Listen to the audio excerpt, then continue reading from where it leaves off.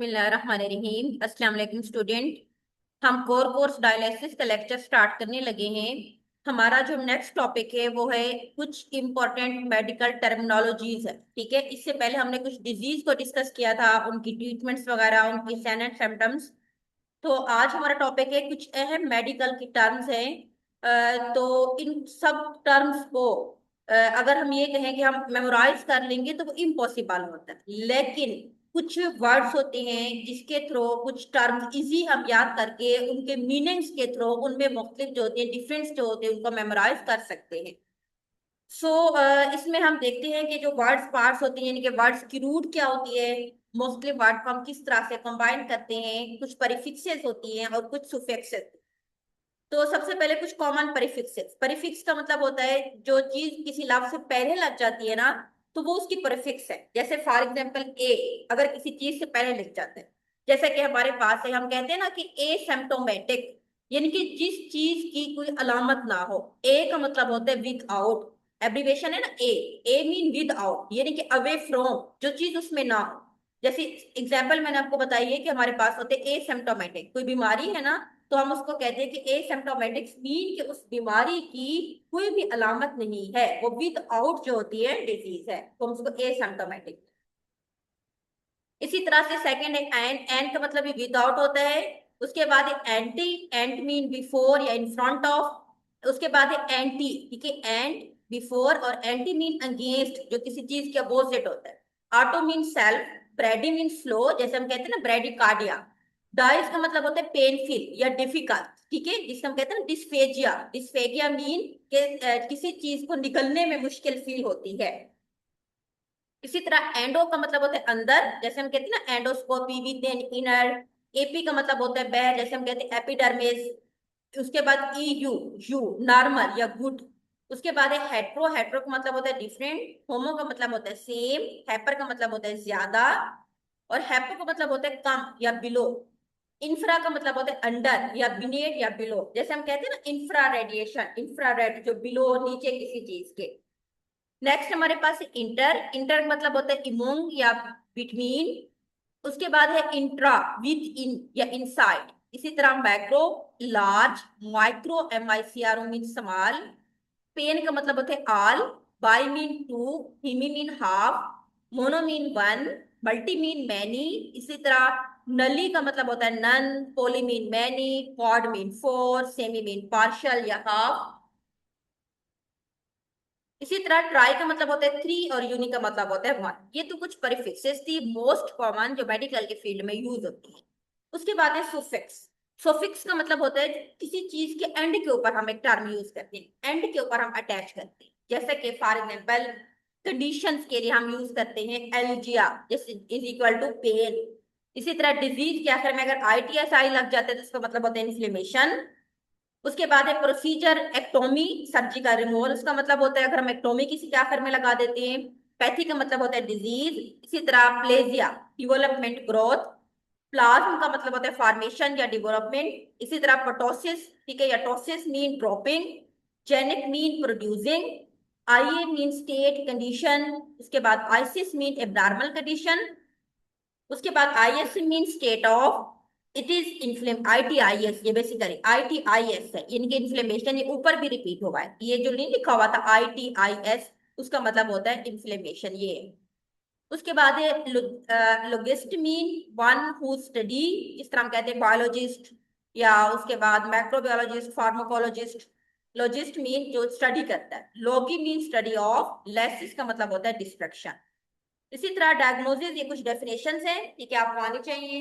Identification किसी भी disease, किसी भी कंडीशंस को through an examination, sign, symptom और मेडिकल स्टेट। सिम्टम का मतलब होता है कोई भी एब्जॉर्बेबल या परसीव्ड चेंज इन बॉडी या उसके फंक्शंस में जो किसी डिजीज या कंडीशंस को इंडिकेट करते हैं, उसको हम सिम्टम कहते हैं।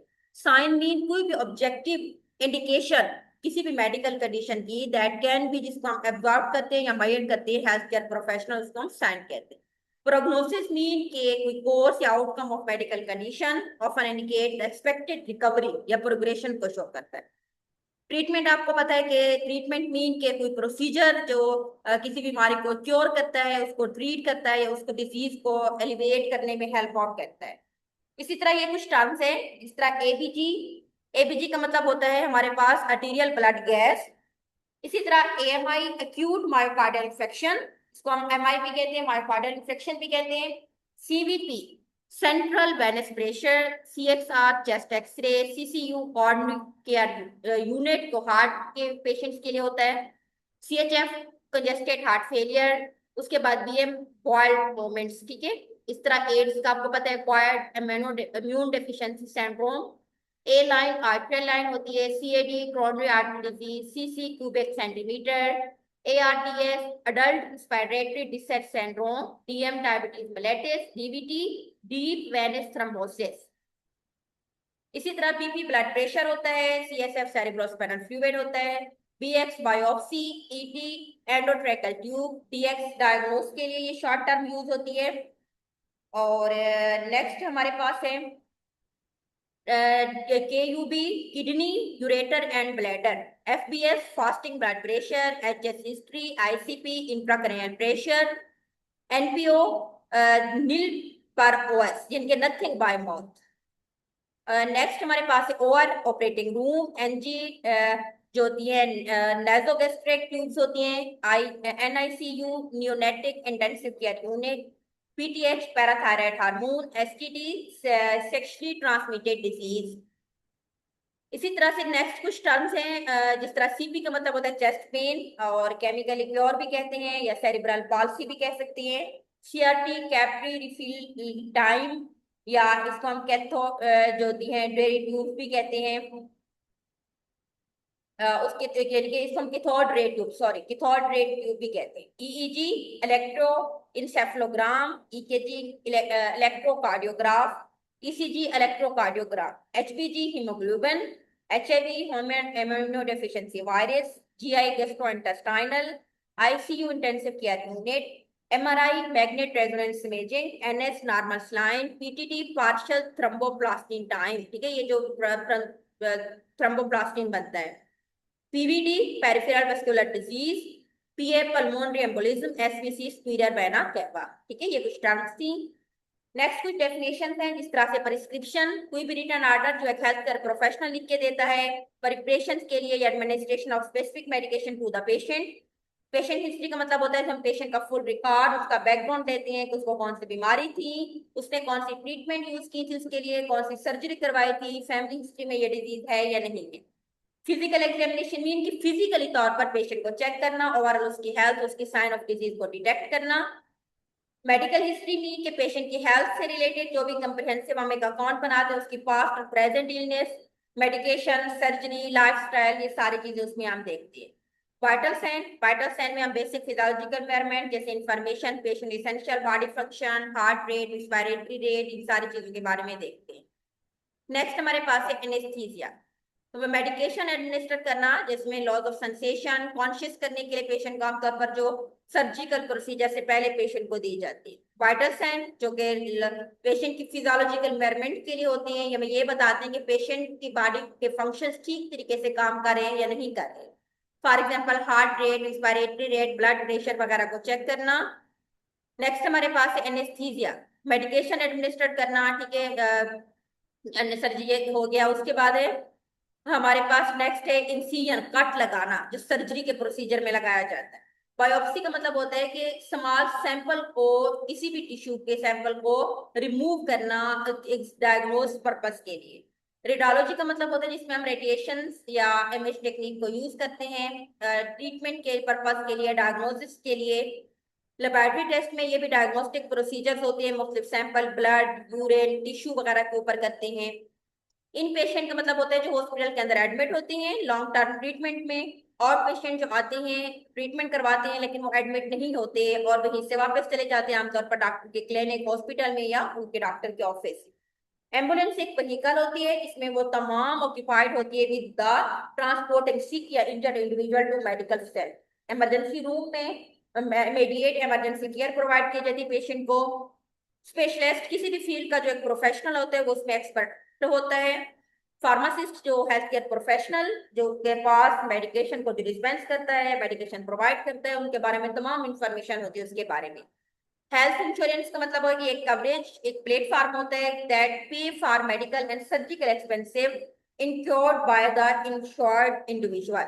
ईएचआर इलेक्ट्रॉनिक हेल्थ रिकॉर्ड, ये डिजिटल रिकॉर्ड होता है जिसमें पेशेंट्स की हेल्थ, उसकी inflammation, access to authorise health provider को, इनके हर बंदे को इस सॉफ्टवेयर के ऊपर एक्सेस नहीं होती।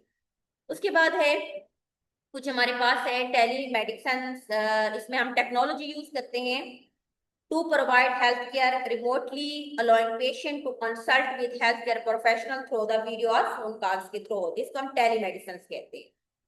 अच्छा, आमतौर पर ये प्रैक्टिस होती है पाकिस्तान में ऐसा, जिसका कोई कॉन्सेप्ट नहीं है। अच्छा, ये कुछ सैंपल क्वेश्चन है, जो चीजें हम फर्स्ट 2-3 यूनिट्स में पढ़ चुके हैं। कल हम इंशाल्लाह यूनिट नंबर 4 आई थिंक है वो स्टार्ट करेंगे। तो उसमें ये कुछ सैंपल क्वेश्चन है, आप इससे हेल्प आउट ले सकते हैं। जैसा कि फर्स्ट क्वेश्चन है कि describe the Australian concept of health and millennium development goal, ये हमने फर्स्ट चैप्टर में पढ़ा है। प्राइमरी हेल्थ केयर यूनिट और उसके कंपोनेंट, ये भी हमने फर्स्ट में पढ़ा है। PHC primary health care units और उसके लिए सिग्निफिकेंट क्या है, इम्यूनाइजेशन और उसकी टाइप्स, ईपीआई और ईपीआई का चार्ट, ये भी ऑलरेडी लास्ट प्रीवियस चैप्टर्स में मौजूद है। ईपीआई के ऊपर टारगेट डिजीज के ऊपर नोट लिखे, ये भी हमने पढ़ी है। मदर और child health programme, family planning, neonatal care, family planning different method, ये हम डिस्कस कर चुके हैं। न्यूट्रिशन को हम डिस्कस कर चुके हैं, मेल न्यूट्रिशन, उसकी क्लासिफिकेशन और उसके काजेज। नेक्स्ट हमने इन्वायरमेंटल हेल्थ पढ़ा था, और उसके बाद जो इसकी वाटर की इन्वायरमेंट हेल्थ में क्या इंपॉर्टेंस है। फिर हमने ब्लड बॉर्न डिजीज के बारे में कुछ पढ़ा था, उनके मोड्स, ठीक है, उनके मेथड्स वगैरह। देन हमने डिजीज, उसकी types, infection, drug administration, 5 rights पढ़े थे, और मुख्तलिफ जो होती हैं डिजीज की मैनेजमेंट के ऊपर पढ़ा। ये कुछ सैंपल क्वेश्चन है। तो आज के लिए हमारे पास इतना काफी है। नेक्स्ट हम इंशाल्लाह नेक्स्ट टॉपिक स्टार्ट करेंगे। अल्लाह हाफिज।